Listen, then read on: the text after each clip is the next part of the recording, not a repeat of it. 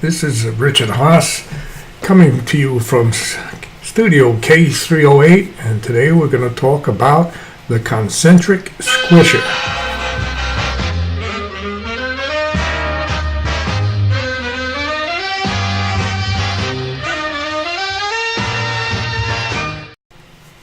This is the first piece I made with a segmented turning, and my second one also. And here you have the Concentric Squisher. I use the squisher to put together segmented rings. I accumulated various bits and pieces of how this is done, mostly from YouTube. And some of the gadgets people made were really complicated. I mean, steel frames and supports and big wheels and lots of clamps. I found that it could be done very simply with the Concentric Squisher. It's mostly a 1/4-inch threaded rod and a base with 1/4-inch circles, 1/4-inch radius changes with concentric circles. And I've got a 90-degree straight line north-south and east-west, which makes it pretty easy to put things together. I also discovered that when you want to make a closed vessel and have the interior finished, it's best to put together two halves. And you can then hollow out, smooth out the interior, finish it, and then join the two halves. And of course you have to rough the exterior first. I also figured out it'd be kind of easy to put together rings using cable ties.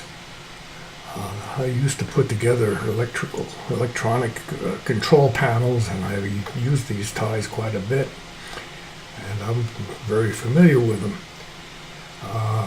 So here's an example of how I put the rings together and how the ties can be removed from the dried out, from the cured rings, and they can be reused.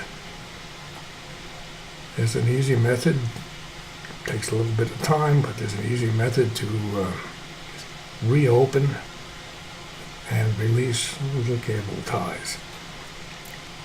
So here I have my rings ready for the second half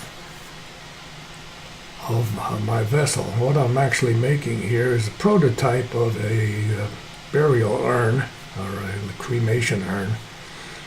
And I'm making it out of pine because I just want to make it simple. I'm mostly interested in creating a shape and determining the volume of the hollow shape, because it turns out that you have to have 1 cubic inch per pound of living weight.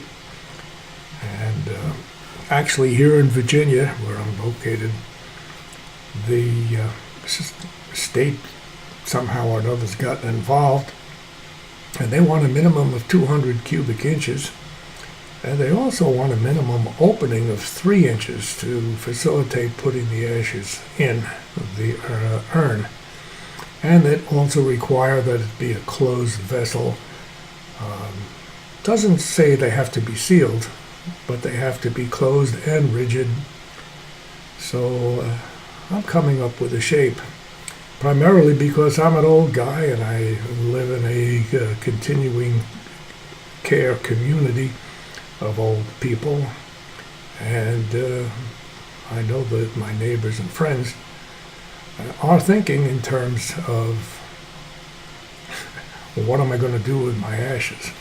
So here we are, a solution for my friends. So I put together this device which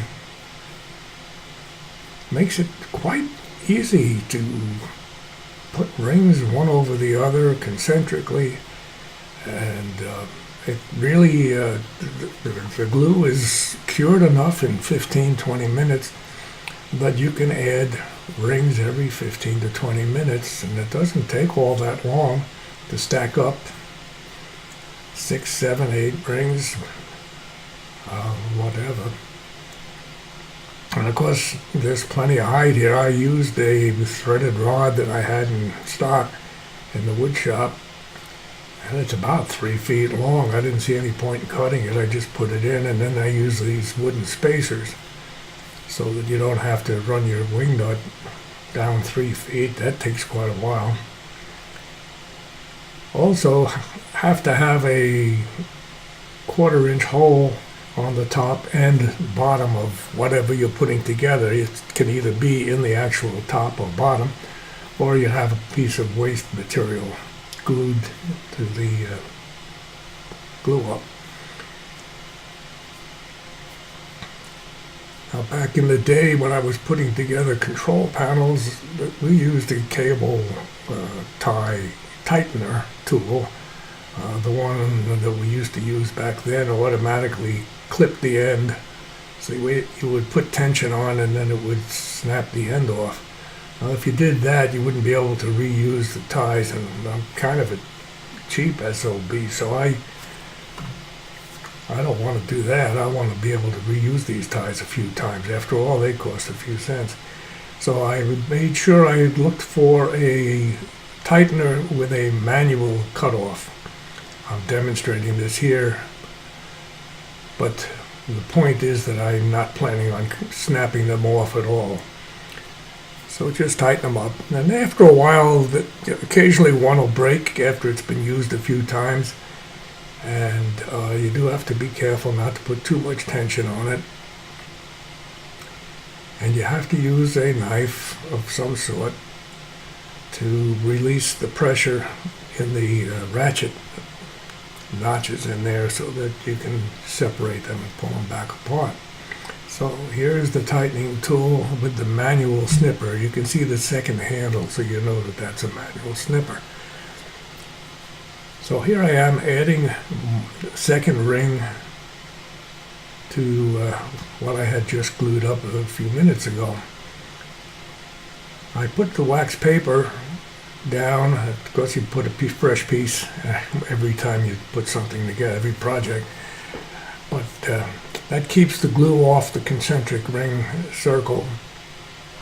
I made those circles on my computer, printed out. Actually, I had to print it on 2 sheets and then tape the 2 sheets together. I used AutoCAD to make the circles, but you could use any computer program that allows you to make circles of fixed radiuses and locate them on centers. That's the Concentric Squisher. I hope you enjoyed this video, and I hope you can make use of some of these good ideas. This is Richard Haas at Studio K308 signing off. Have a great day.